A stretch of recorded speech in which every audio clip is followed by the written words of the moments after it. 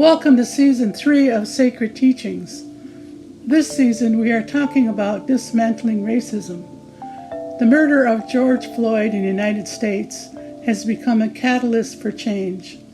Black Lives Matter is a rallying cry as people become aware every single day of the atrocities committed against Black people, Indigenous people, and other people of color. Racism, sad to say, is alive and well in Canada.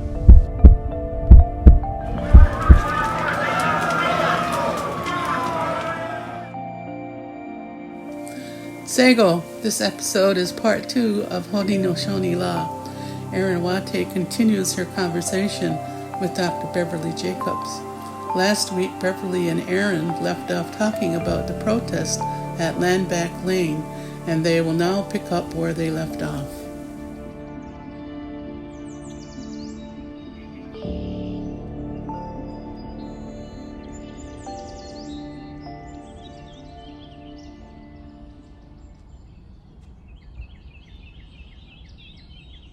Hi, Dr. Jacobs.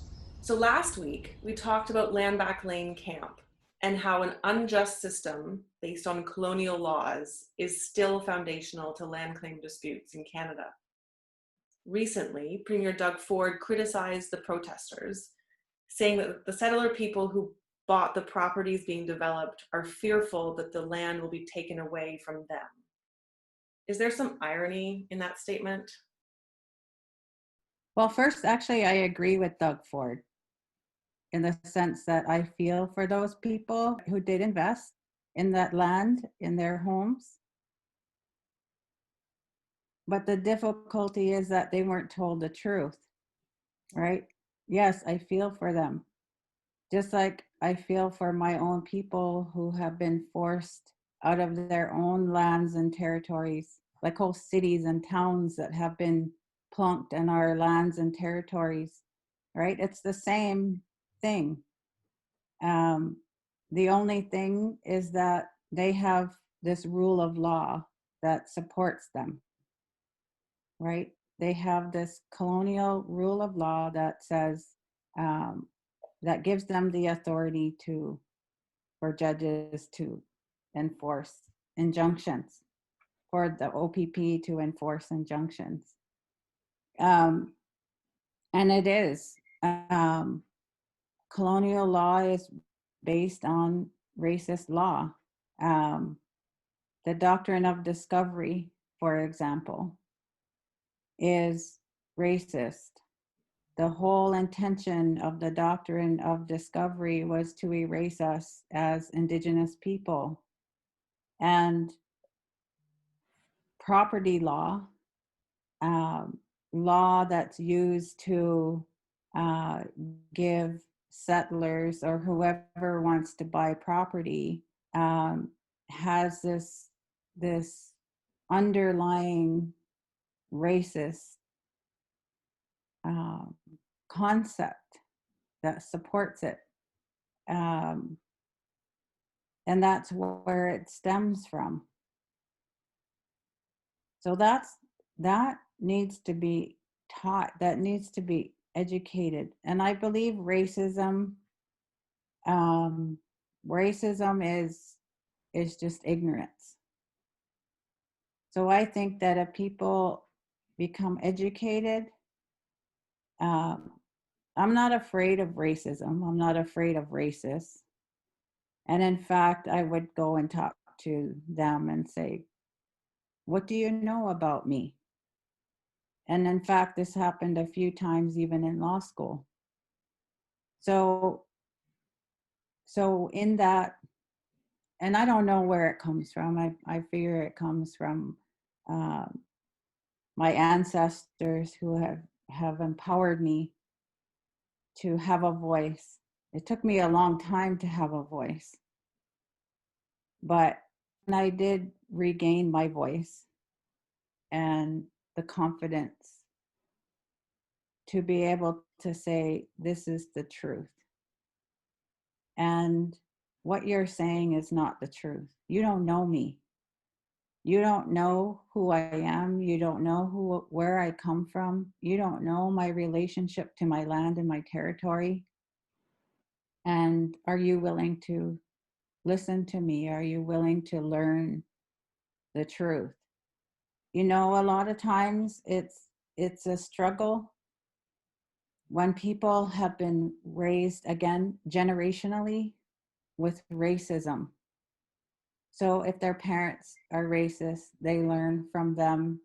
If they're taught a certain thing and believe a certain thing, it's really difficult to get through. Because if they look at me and they hate me for just how I look, it's difficult to get past that. How do you get through it? How do you get past that? Well, it's humanness, I think, that we're human beings and that we're living in this territory, in these lands and territories, in the same space as human beings. This is what our law tells us. Haudenosaunee Law tells us as human beings, we aren't any different than any other living thing. And in fact, if we are to think that we're better than anything else or anybody else, the truth will come and you'll find out that natural law is much more powerful than we are. So if you really want to have this kind of attitude and belief system, then I'm sorry that it's not going to work out for you. And that we as human beings have a responsibility to the natural world. It's all the same. It's all connected. That we're not any different than anybody else. And so systemically, the whole colonial system is based on those concepts of what I think is really unhealthy relationships. Everything is in silos. Everything is there, there's no connection. So when we're talking about law, we're talking about healthiness, we're talking about education, it's all the same for us, you know, as Haudenosaunee people, so that when we're educating, it's also coming back to our spiritual responsibilities about our relationships with each other, our relationships to the natural world. And so there's two totally different ways of worldview, and that's what comes into conflict. And so that's where and I always think about the two-row wampum belt. So our relationship with each other was based on three basic principles of trust, respect, and friendship. So if we are to have those relationships with each other and being a healthy relationship, then we also have to know what that means as an individual party or as individuals. So if I have a healthy relationship with someone else, I have to know what respect is for me in order to have respect for someone else. And the same with trust. I have to trust myself in order to have trust with somebody else. If I'm going to be friends with someone, I have to know what being a friend of myself is first. So if that was the original intention of the two-row wampum belt, that relationship that we were to have with each other was based on those very basic principles. But if the parties on the other side didn't know and doesn't know what that means, then they need to know what it means in order to continue to have that relationship. Because in the two-row, as Indigenous people, we have been forced into their ship, right? We've been forced, our laws have been forced into that ship. And the design of Canada, the design of colonial institutions are in that ship, right? And so if they're that whole original relationship was disrespected and violated because we've been forced into that process that has no idea of who we are as Indigenous people, as Haudenosaunee people.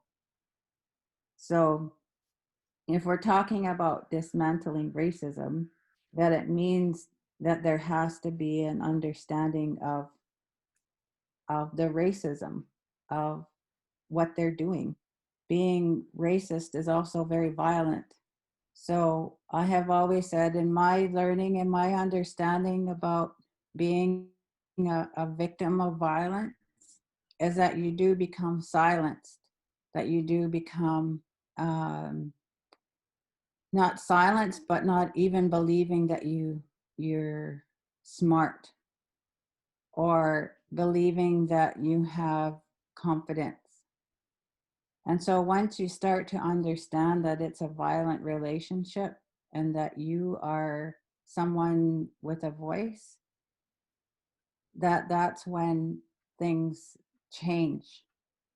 As a survivor of violence, when I decided, okay, that's not going to happen to me anymore, and I am going to have a voice and I'm going to pretty well say what I need to say, it's the same thing as this bigger picture of this violent relationship that we as Indigenous people have been having, not only with racists, but with a racist system.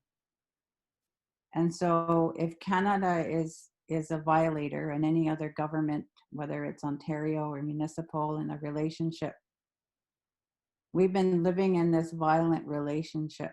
And so what's happening now is the victims of that, being Indigenous people, are saying no more. That's enough. That's enough of that. And so we're reclaiming, re-empowering, revitalizing, reclaiming our voice, reclaiming our laws. And we want that original relationship. We want that original relationship of the two row. Peace, trust, friendship, respect. It's pretty simple, I think. So I don't think it's going to take much, because I think I see a shift. I do see a shift happening, and that not only within our communities and the healing that's happening within our communities, but also our allies, that our allies are becoming educated and willing to support that empowerment. And so our trust levels, right? Part of healing is learning how to trust again, because that original relationship was based on trust. It's like what I'm saying about that abusive relationship. I need to trust myself that I don't deserve to be a victim. Our people are coming to terms with that as well in the healing, but also the healing has to occur on the other side. So our allies also need to heal, and they also need to heal. And I always say, well, they have a lot longer healing than we do. We only have 500 years of healing to do. Our settlers, our allies have a lot longer healing because of where they come from, right? Because the violence occurred long before they arrived here in North America. So that's where the healing also I see happening is has to happen a lot longer, that intergenerational. So, and like I said, I see it happening. I mean, just with me, for example, and being trusted by my colleagues to be an associate dean of the institution, and the different shifts that are happening within education. It's not perfect, and we're still working towards what that means, but also within our own communities and what has to happen in order for us to heal and to return to our original teachings.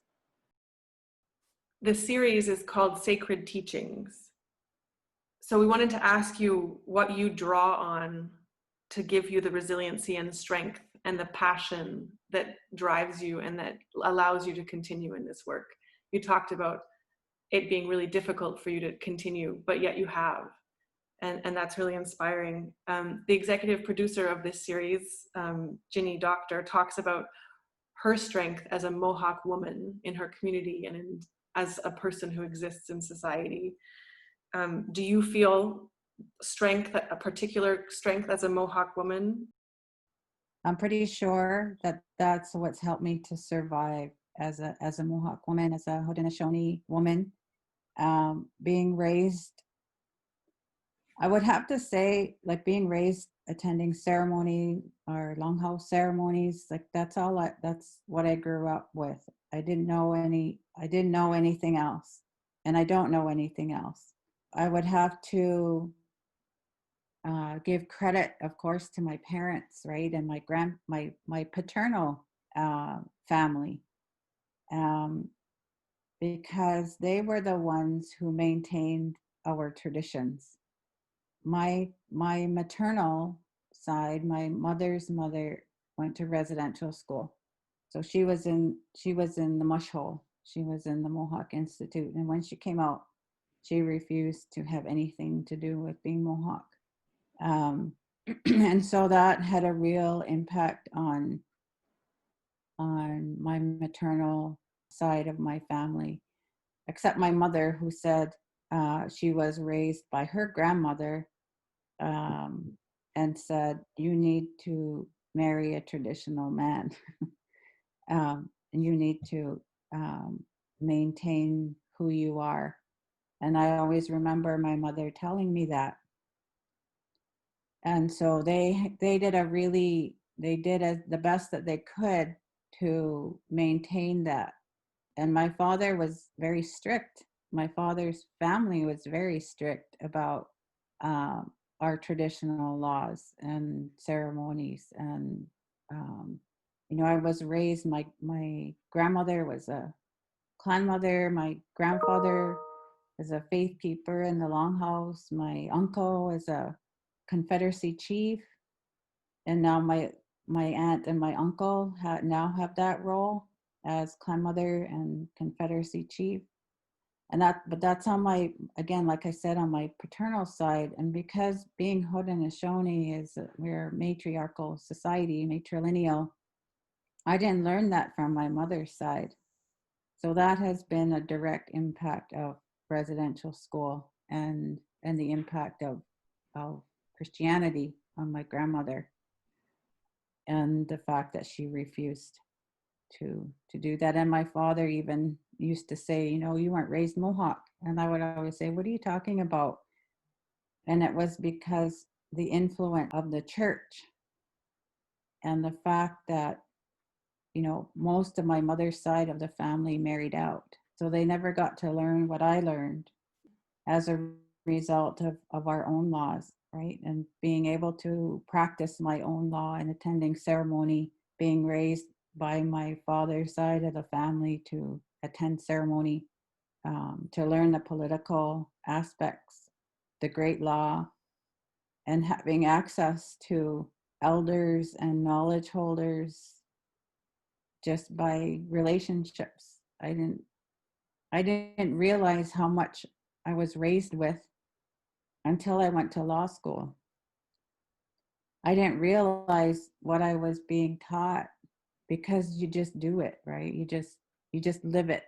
So I was just living it. I didn't realize how much I was living it until learning how much colonial law tried to erase it. And that was a healing journey for me, not only addressing the violence in my life, but also the colonial violence through law. And through all of my education, through law school, my master's, my PhD, and learning how to heal through that whole process, coming out still alive and still strong, but stronger than ever, I feel, because of those teachings, because of the great law, because of participating in ceremony, being part of medicine societies, being knowledgeable about who we are as a people. And again, I didn't learn that until I went to law school. And it, even though I was raised in it, it wasn't as clear to me until even doing my master's in law, when I highlighted and focused on the great law and understand. Even later, it wasn't until understanding the violence against our women and understanding where that came from.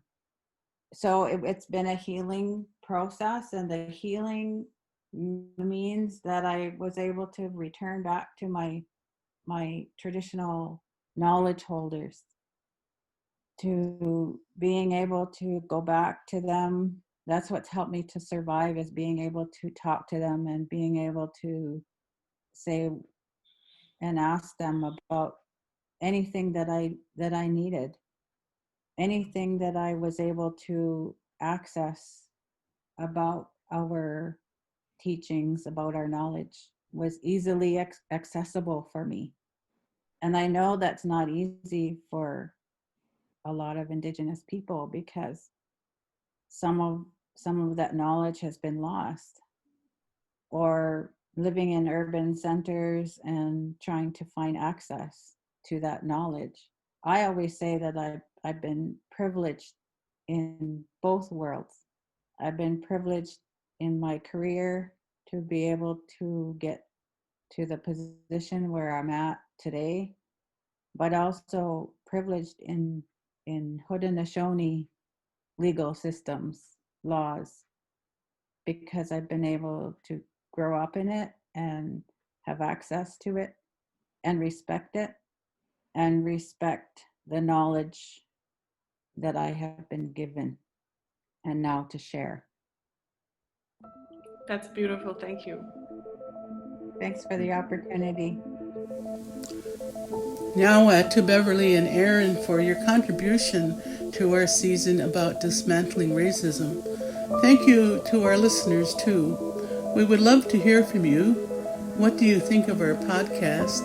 And if there are any questions you have for any of our speakers so far, you can email bdavies@national.anglicanca. That's bdavies@national.anglican.ca. We will be back on Monday, September 14th, with our 4th season of Sacred Teachings. The 4th season is called Stolen. You won't want to miss it. Ona.